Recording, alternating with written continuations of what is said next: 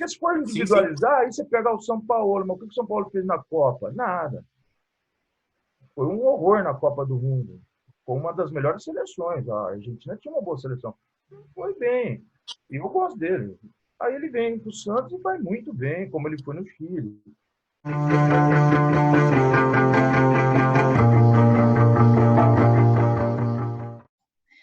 Fala pessoal, tudo bem? Mais uma entrevista aqui no canal do Vamos Pro Jogo. E o nosso entrevistado de hoje começou no Juvenil do Palmeiras e estreou pelo time profissional em 1987. Ainda nos tempos de Palestra Itália, em 1991, chegou a ser convocado para defender a seleção brasileira. O técnico era Paulo Roberto Falcão. Depois do Palmeiras, defendeu Botafogo, Cruzeiro e equipes do Nordeste até encerrar a carreira de zagueiro. Já como técnico de futebol, ele treinou o Guaratinguetá, o meu time do coração, que inclusive coloquei a blusa para homenageá-lo, e acabou deixando a equipe na sua primeira passagem pelo Guará para poder assumir o cargo de gerente de futebol do Palmeiras. Durante essa passagem pelo Palmeiras, o clube foi campeão paulista em 2008 e conquistou uma vaga na Copa Libertadores, sem contar que quase alcançou o título brasileiro no ano seguinte. Ele também foi técnico de outras equipes, como Grêmio Prudente, Vitória, São Caetano, Avaí, Santo André, enfim, assunto não vai faltar hoje aqui na nossa entrevista. Toninho Cecílio, muito obrigada por ter aceito o convite para conversar com a gente. Eu que agradeço, Carol. Boa noite a todos que possam estar aí nos acompanhando, ao Samuel, ao Vinícius, e um especial boa noite a você, que foi colega de trabalho, né? Nós trabalhamos na mesma época no Guaratinguetá, na Série B. Você era assessora de imprensa e te agradecer pelo período que eu estive aí. Você sempre foi muito profissional, muito bacana, muito atenciosa, né? E está só crescendo, né, na profissão. Meus parabéns para você e estou à sua disposição, à disposição de todos vocês aí, realmente para bater um papo sem tempo para acabar, bem tranquilo mesmo. Que delícia! Eu sempre falo para as pessoas que o futebol ele faz com que a gente conheça boas pessoas e pessoas nem tão boas assim. E você é uma pessoa que eu sinto muito orgulho de dizer que eu trabalhei junto. Porque você é muito correto, é muito ético, e essa não é só a minha opinião. Todas as pessoas que eu conheço que já tiveram também o prazer de trabalhar com você, falam isso de você. Então, para a gente, assim, é uma delícia ter você aqui. Sei que você entende muito de futebol e a gente vai falar muito de futebol hoje, mas eu queria começar com uma pergunta sobre basquete. É verdade que você quase foi jogador de basquete? Não, essa é o seguinte, eu jogava muito basquete, né? Mas também jogava futebol em Avaré, né? Que é a minha cidade natal. E eu gostava muito. Eu disputava, eu fui iniciado no basquete na escola estadual, né? Tinha muito, né? Aula de educação física, eles te ensinavam mesmo os esportes e tal. E eu acabei gostando do basquete competindo pelo estado, assim, né? As competições estudantis. E jogava bastante, gostava bastante também. Só que eu também jogava futebol junto. Naquela época, você faz esporte o dia inteiro. Naquela época, interior do estado, você passava muito tempo fazendo esporte quase o dia inteiro, assim, né? Além de estudar. Então, eu jogava bastante, joguei muitos anos. No entanto, junto com o futebol. Aí acabou pintando uma oportunidade de fazer um teste no Sub-17 do Palmeiras, em 83, finalzinho de 83. E em 82, para você ter uma ideia, no ano anterior, eu tinha disputado jogos regionais em Itapetininga pelo basquete, pelo futebol, mas pelo basquete também. E você ia fazer vários esportes nos regionais. E jogava assim, tanto é que a minha série preferida é a que eu tenho assistido atualmente, que é a sobre o Chicago Bulls. E é uma série que vocês não podem perder se vocês não estão vendo. Para o jornalista é sensacional. É uma série maravilhosa, fala sobre gestão de grupo, o gerente de basquete do Chicago Bulls naquela época, acertos e erros gigantescos que ele cometeu. Eu tô apaixonado na série, assim, sabe? Muito boa mesmo, muito bem editada. Você não desliga da série, sabe? Você acaba. Quem gosta, por exemplo, como eu gosto de basquete, eu até vibro assim nos lances do Michael Jordan, eu dou até uns gritos. Eu falei, caramba, como é que esse cara fazia isso, né? Mas eu joguei, sim, joguei bastante, mas nunca tive intenção, assim, porque eu não era tão alto para basquete. Assim, vou ser sincero, até vim fazer um teste no São José com o Edvar Simões. O Edvar Simões era o treinador de São José, era um monstro do basquete na basquete brasileiro. Hoje ele é meu vizinho aqui e encontro com ele todo dia levando o neto dele na escolinha da minha filhinha. E ele nem sabe disso, porque depois, a história, estou me alongando, mas assim, depois eu fui diretor do Palmeiras, enquanto ele era diretor do Corinthians, a gente fez muita amizade. E hoje a gente tem uma amizade, assim, eu gosto muito dele. Outro dia eu contei isso para ele, eu falei assim, eu estive aqui em São José para jogar basquete, para fazer um teste, você já era do profissional, não ia nem passar por você, pela sua avaliação, e você nem sabe disso. Mas teve esse episódio, mas eu não tinha essa ambição de ser jogador de basquete. Sabe? Toninho, bom, primeiro eu queria dizer que eu também estou apaixonado pela série Last Dance. Estou quase tatuando 23 no meu peito, porque o Michael Jordan era F3 pontinhos. O cara era demais mesmo. Mas eu queria fazer uma pergunta relacionada a futebol para você. Estava pesquisando um pouco sobre sua carreira e eu nem sabia que o Dario Pereira tinha jogado no Palmeiras e você jogou do lado do Dario Pereira. E naquele time também tinha o Dorival Júnior, né, que hoje é técnico de futebol, e o Neto, que é apresentador, mas chegou a dirigir o Guarani, acho que 1 ou 2 partidas ali interinamente. O que tinha naquele time que saiu tanto técnico assim, hein, Toninho? O que tinha naquele time? Que saiu tanto técnico. Olha, acho que é coincidência. O próprio Dario também já foi treinador, né? O Veloso, apesar de ser apresentador hoje, comentarista, ele já foi treinador também, né? Eu acho assim, aquele time foi muito bem montado. Você sabe que nós perdemos 5 partidas numa temporada, no ano inteiro. E não ganhamos nada, não ganhamos o Paulista nem o Brasileiro. Por quê? Perdemos um jogo no Paulista e o regulamento esdrúxulo, né? A gente triangular, a gente acabou perdendo do Bragantino do Luxemburgo. Não sei se vocês lembram disso, vocês são jovens. Mas foi ali que o Luxemburgo começou a aparecer. Ganhou da gente, tirou o Palmeiras, que era o bicho-papão, estava ganhando tudo. E foi uma tristeza muito grande. Era eu e o Dario, o campeonato inteiro. Aí, em dezembro, no segundo semestre, no Brasileiro, a gente novamente... O Leão era o treinador, né? No começo da carreira, muito, muito, muito firme. O Leão já tinha jogado com ele, né? Eu tinha jogado com ele, não ele comigo, né? Eu tinha jogado com ele um pouquinho, no final da carreira dele, e veio a ser meu treinador ali no Palmeiras. Então, gostava muito dele, gostava muito do treino dele, do comando. E a gente também perdeu 4 partidas no Brasileiro e, se não me engano, nas 2 últimas rodadas nós perdemos por Botafogo do Rio lá e Corinthians no Morumbi. E deu Vasco e São Paulo na final de um jogo só. Eu não sei se vocês sabem disso. Em 89, o Brasileiro foi disputado como uma final de um jogo só. Gol do Sorato no Morumbi, o Vasco foi campeão.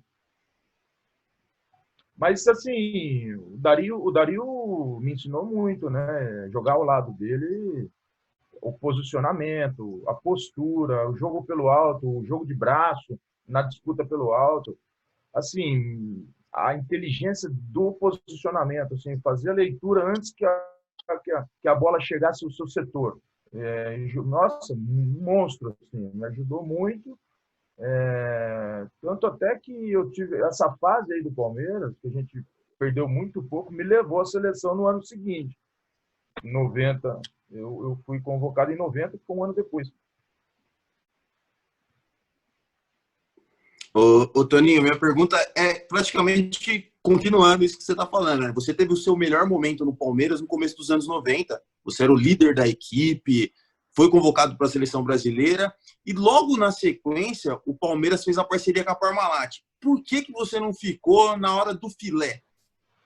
Na verdade, eu senti, eu estava muito pesado, assim, eu vinha muitos anos, já ia completar 10 anos no clube, e eu queria muito o título de 92. Nós perdemos para o São Paulo. E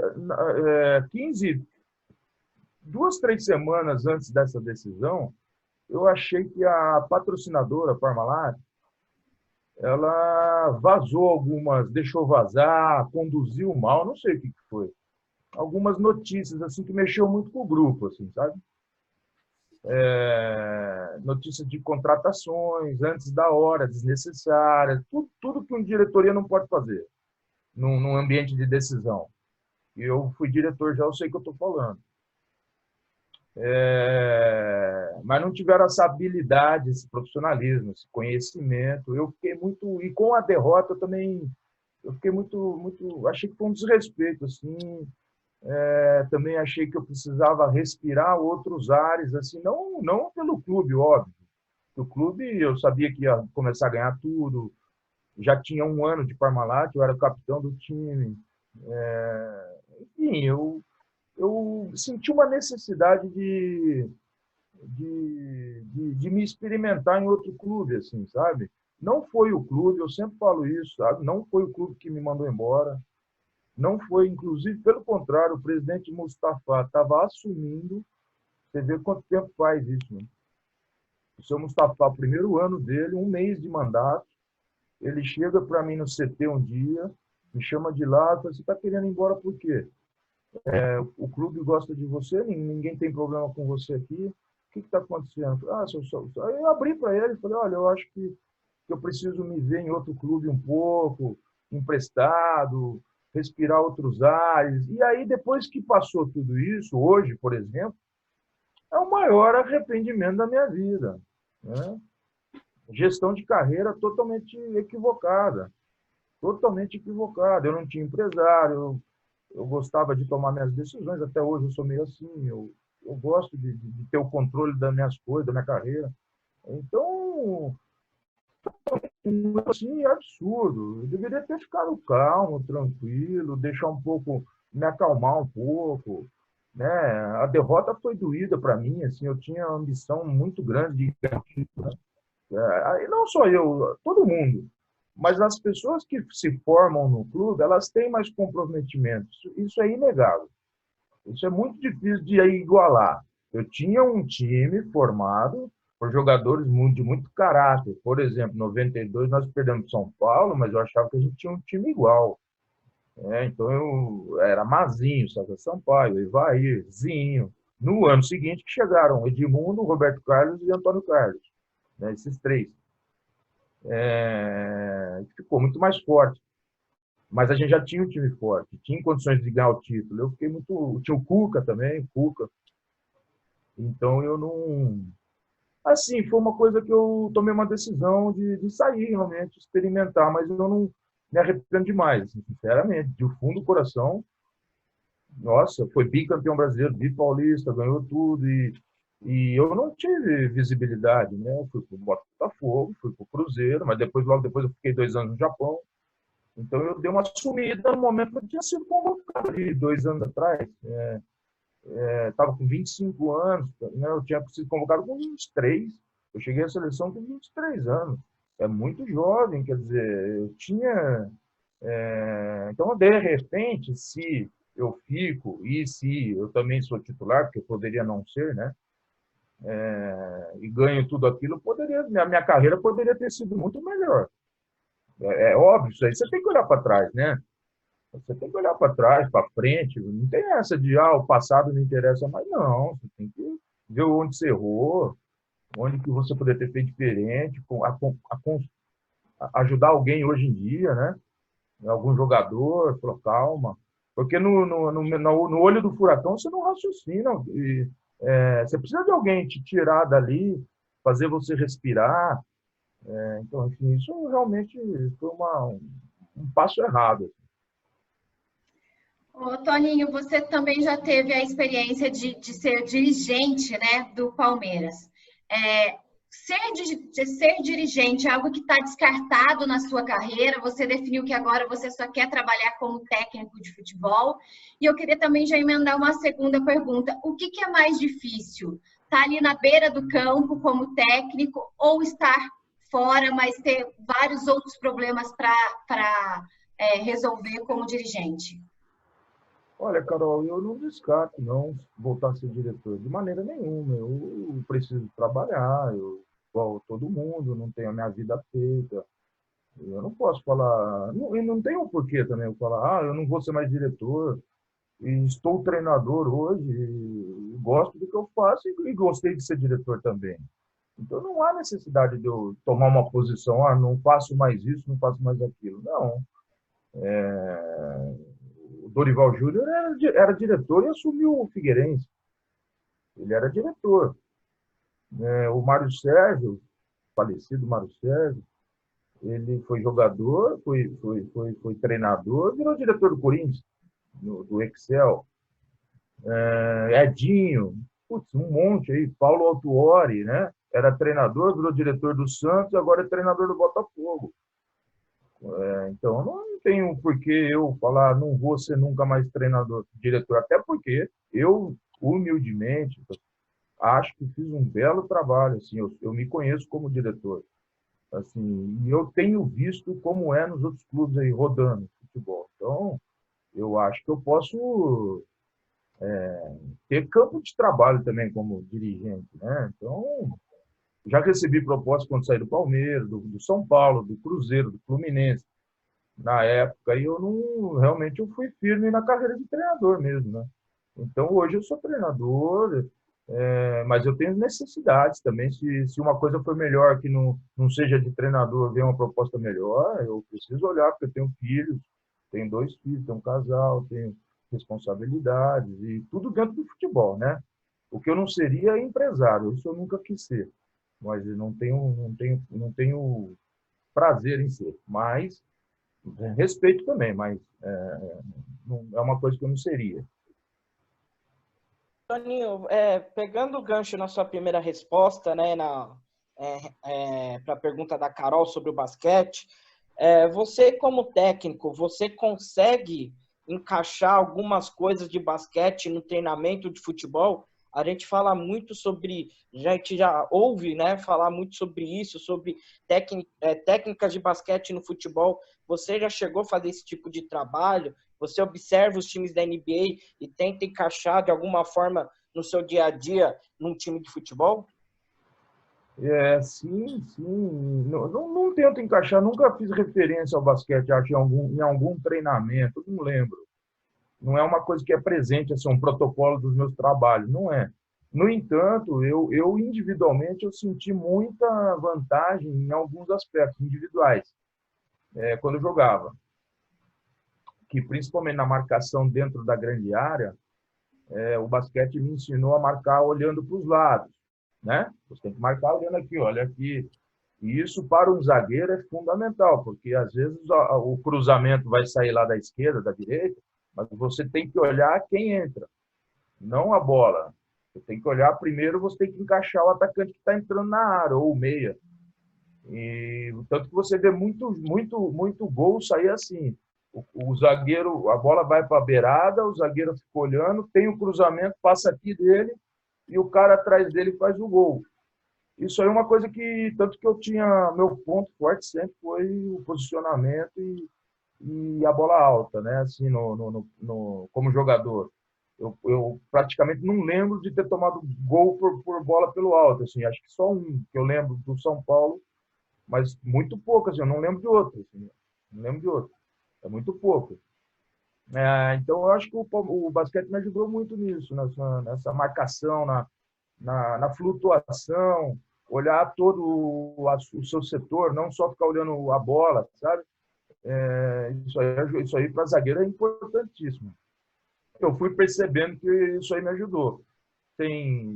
Assim, naturalmente fui percebendo. De maneira coletiva, assim, semelhanças, hoje a compactação, né? O basquete, todo mundo ataca, todo mundo defende, todo mundo joga numa quadra, né? Tem que estar todo mundo numa quadra, tem que estar todo mundo passando a bola, tem X segundos para você passar o campo de ataque, tem X segundos para você arremessar. Tudo isso hoje é muito futebol, né? Hoje mais ainda, né? Porque tudo é muito compacto, todo mundo defende, todo mundo ataca. O futebol total, o futebol moderno, realmente é muito jogado, é muito mais parecido com o basquete hoje do que antes, até quando eu jogava. Ô, Toninho, até continuando aí nessa questão, como que você vê o futebol brasileiro hoje na questão tática e técnica, né? E na questão dos técnicos estrangeiros. A gente está muito atrasado, é só oba-oba mesmo da imprensa que valoriza demais quem vem de fora e desvaloriza quem está aqui fazendo o trabalho e sofrendo há muito tempo já. Só uma coisa antes do Toninho responder. Ele não pode falar mal dos jornalistas, hein? Porque ele é casado com uma jornalista. Então, por favor. Estou com vocês aí também, né? Olha, os jornalistas são horrorosos. Estou brincando. Olha, eu acho, gente, é inegável uma coisa. Quando eu jogava, por exemplo, década de 80 e 90, tinha a escola brasileira de treinadores, um local, um curso de 6 meses, organizado pela CBF, Federação Paulista, tinha? Não tinha. Na Europa tinha? Tinha. Então, aí já fala que a gente é atrasado. A gente ficou atrasado, não tinha estudo acadêmico. Não tinha estudo acadêmico. O Carpegiani parou de jogar e virou treinador do Flamengo. O Carlos Alberto Torres parou de jogar, também virou jogador do Flamengo. Sabe, o Leão parou de jogar no Sport, virou treinador do Sport, um mês depois. Estou dando alguns exemplos aí. Então, o que você tem? Um treinador que tem a experiência do campo, que é a mais importante. A mais importante, disparado. É a mais importante. No entanto, a acadêmica te ajuda muito a fazer protocolos de treino, a estudar fisiologia, a ter noções da preparação física, a organizar um trabalho de médio e curto prazo, um mesociclo, um microciclo, organizar uma semana de treinamento. Tudo isso você aprende no ambiente acadêmico. E não tinha. Então, como é que a gente pode falar que não houve um atraso? Claro que houve, pô. Isso já era para ter aqui no Brasil há muitos anos. Então, nesse ambiente, não dá para falar que não há um atraso. Eu só estou falando no geral, né? No geral. Se eu for falar no individual, eu vou falar uma coisa para vocês. Engraçado, eu fiz essa comparação outro dia, essa observação. Eu vou falar uma coisa para vocês. Por exemplo, hoje essa discussão está bastante por causa do Jorge Jesus e também por causa do São Paulo. 2 treinadores recentemente vieram para o Brasil e derrubaram o clube. Assim, ajudaram, derrubaram não, 2 baita caras. Mas não conseguiram ter sucesso. Mas ninguém lembra. Isso é um erro da classe jornalista, do jornalismo esportivo. É um erro, porque eles precisam ser fiéis aos acontecimentos. Então, teve um treinador da Ferroviária, foi para o América de Minas, o América de Minas foi rebaixado na Série A, o Sérgio Vieira. Nada contra, um baita cara, assim, mas não aconteceu, como aconteceu já comigo. Pô, ok, normal. Mas é um português. Veio um português contratado pelo Thiago Escuro no Cruzeiro, estava para cair o Cruzeiro pela primeira vez na história, teve que trocar e se recuperou, não lembro quem assumiu o lugar dele. Esqueci o nome dele também, do treinador. Aí vou te falar mais. Paulo Bento. 2 treinadores, as 2 melhores campanhas de Portugal em Copas do Mundo tinham no comando 2 brasileiros. Otto Glória e Felipão. E aí, por que eu critico também? Porque a gente tem que criticar o ensino do treinador brasileiro, é aí que eu te falo. Eu nunca vi, em todos esses anos de polêmica aí, dessa polêmica recente de treinador estrangeiro, eu nunca vi um treinador fazer essa observação. Ou seja, ele não sabe que o Otto Glória é brasileiro. Ele não estudou futebol. Aí você já vê o despreparo, que era para ter um preparo muito mais acadêmico, até para ele se defender. Mas eu não vi. Opa, isso é um fato interessante. Pô. Os 2 melhores resultados de Portugal em Copas são 2 brasileiros. Ah, então o melhor é o brasileiro? Não. Aconteceu de ser melhor. Não tem nada a ver individualmente falando. Individualmente falando, eu acho que qualquer nacionalidade, o treinador de qualquer nacionalidade, pode ser melhor que um outro, né? Individualmente. No entanto, se você generalizar, é muito claro que faltou, nós somos atrasados no aspecto acadêmico, de uma forma geral. Ficou claro para mim? Ficou claro? Sim. Né? Porque se for individualizar, aí você pegar o São Paulo, mas o que o São Paulo fez na Copa? Nada. Foi um horror na Copa do Mundo. Foi uma das melhores seleções. A Argentina tinha uma boa seleção. Foi bem. E eu gosto dele. Aí ele vem para o Santos e vai muito bem, como ele foi no Chile. Então, assim, isso precisa ser relativizado, gente. Agora, também não pode falar. O que eu achei que foi muito exagerado, perseguição ao treinador brasileiro. Todos os treinadores brasileiros são atrasados. Eu não sou. Eu leio tudo, pesquiso, tenho bons treinamentos. Eu não sou. Eu não aceito isso. Nunca aceitei. Rogério Ceni. Você vai falar que o Rogério Ceni é um cara atualizado, entre outros vários aí. Então, assim, eu acho que a gente tem que se defender disso. Não pode generalizar. Porque, só que essa defesa do próprio treinador brasileiro eu achei fraca, cara. Você não vê argumento. Por exemplo, nós estamos aqui 10 minutos falando disso, eu pus argumentos fortes. E você não vê isso no treinador brasileiro, cara. Esses que estão no topo, eu não vejo eles serem bons de argumento. Eu vejo explicações pífias. Não importa onde o cara nasceu, só isso. Sabe? É muito simples isso aí. O cara precisa se preparar para argumentar com as colocações da imprensa. Porque senão fica deles. Fica de alguns comentaristas, né? Não todos, né? Fica de alguns comentaristas mais exaltados, que colocam aquela verdade, tem uma audiência X, e se você não se defende com argumento, porque sem argumento ninguém pega, né? Ninguém acredita. Agora você fala assim, é verdade isso aí. Então, eu acho também que a categoria, né, os treinadores, eles poderiam se preparar melhor, inclusive, sobre a história do futebol. Bom, pessoal, essa foi a entrevista com o Toninho Cecílio. Só lembrando que toda terça e quinta tem vídeo novo aqui no canal. Se você gostou, não esqueça de deixar o seu joinha e compartilhar também o link com quem você acha que possa gostar do conteúdo dessa entrevista. Fechado? Samuel Nascimento, Vinícius Bacelar, até a próxima e vamos pro jogo.